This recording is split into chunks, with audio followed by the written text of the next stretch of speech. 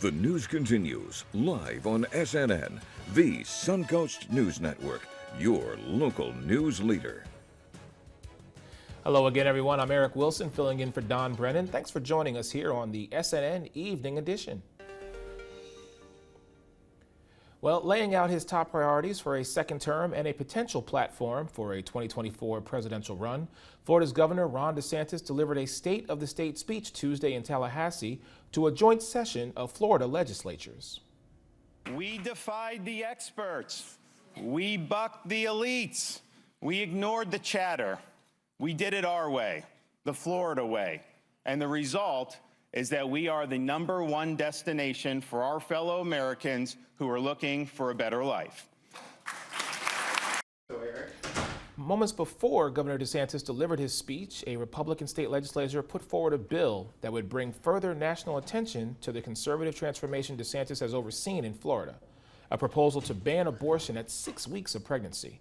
DeSantis, a likely 2024 presidential candidate, did not comment on the legislation in his State of the State speech, but he nodded briefly to his anti-abortion credentials, saying, "We are proud to be pro-family and we are proud to be pro-life in the state of Florida." Moments before Governor DeSantis delivered his speech Tuesday morning, touting his policy record, a Republican state legislature put forward a bill that would bring further national attention to the conservative transformation DeSantis has overseen in Florida, a proposal to ban abortion at 6 weeks of pregnancy. He nodded again and just reiterated, "We are proud to be pro-family and proud to be pro-life in the state of Florida." Now, an investigation is underway after 2 flights were cleared for takeoff and landing on the same runway at the same time. SNN's Brianna Boskert details the near miss at Sarasota-Bradenton International Airport. The Federal Aviation Administration estimates the 2 planes were about 3,000 feet apart when American flight crew stopped their landing. To put that in perspective, that's about the distance of me to the airport building, which is just over half a mile. Officials are now investigating this very close call. The FAA told SNN an air traffic controller at SRQ Airport cleared an Air Canada flight for takeoff on runway 14 after clearing an American Airlines flight to land on the same runway. On Flight Aware, you can see the American flight crew stop their landing and loop around just before the Air Canada flight takes off. The National Transportation Safety Board said they are investigating the February 16th incident in a statement via Twitter. In a separate tweet Monday evening, the NTSB said the American Airlines crew self-initiated a go-around. Tuesday morning, the FAA tells SNN after the controller advised the American flight crew that Air Canada was departing, the American flight crew discontinued their landing. News of the incident follows a string of other near misses in the U.S. involving several airlines at different airports.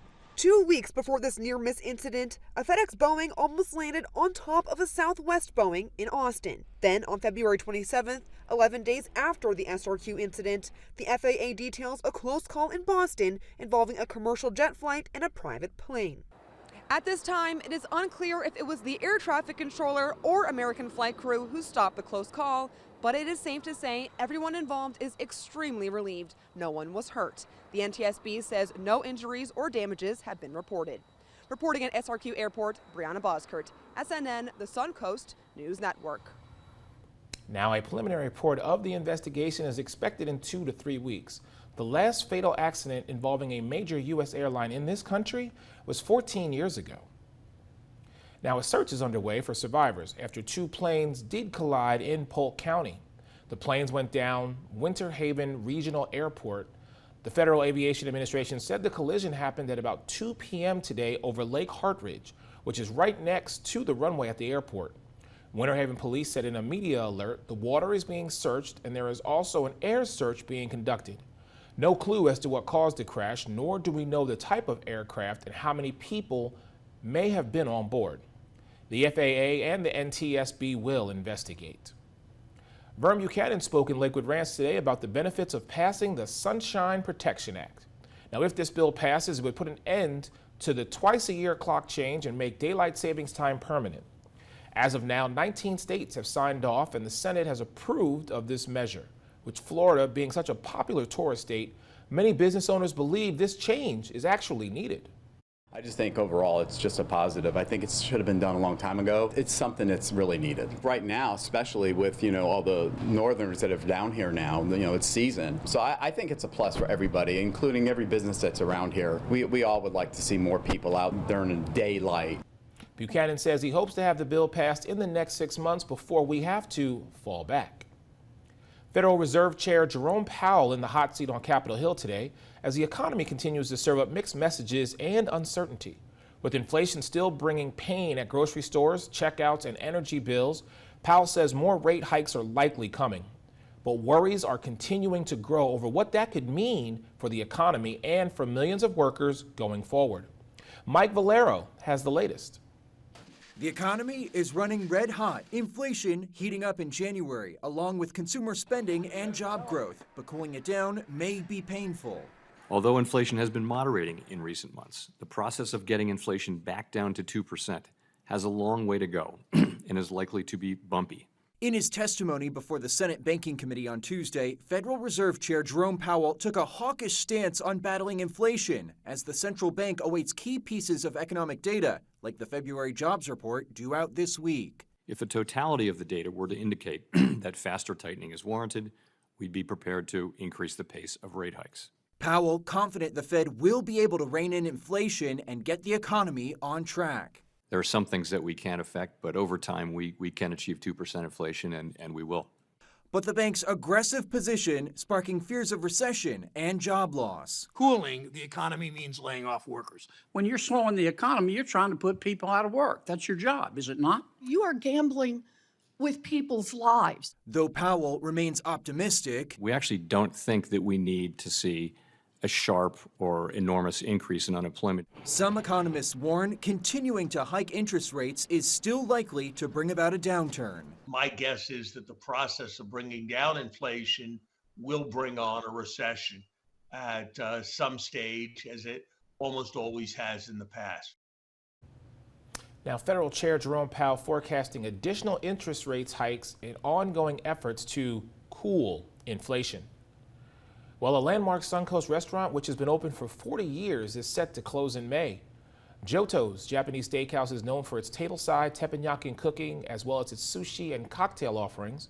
The restaurant, located at 7971 North Tamiami Trail, just north of the county line near the Sarasota-Bradenton International Airport, is for sale and plans to close in May. The owner, Etsuko Sashimi, said the decision to put the business on sale and close was due to the current challenges in the restaurant industry, as well as getting older. According to the Herald Tribune, Joto's originally opened in 1982. The Sarasota County School Board is expected to suspend its state-mandated character education program. The board calling it a distraction at a meeting following Tuesday's criticism from a group of parents regarding the program's use of social and emotional learning. Character Strong is an education program that fulfills the character education requirements mandated by Florida law and was approved by the State Department of Education. According to Character Strong's website, the program uses social and emotional learning to teach students positive character traits and change the school culture. According to the Herald Tribune, the program has been on the target of several conservative school board meeting public commenters, and board chairwoman Bridget Ziegler said she has substantial concerns about it. She said there was a lack of evidence to back the claims the program would improve students' behavior because character education is required. The board is expected to find an alternative program. Well, time to put your 2 cents in on who has the best beaches here on the Suncoast. The Herald Tribune is holding their inaugural Best Beach Challenge and crowning a champion on April 3rd. So basically, it's like March Madness, but much hotter. The top 16 beaches have been seeded and placed on the bracket for round-by-round head-to-head matchups. Voting on the first round of matchups begins yesterday, actually, Monday, March 6th, with the polls closing at 2 p.m. Thursday. The voting will restart weekly each Monday through Thursday, concluding with the finals taking place March 27th through the 30th.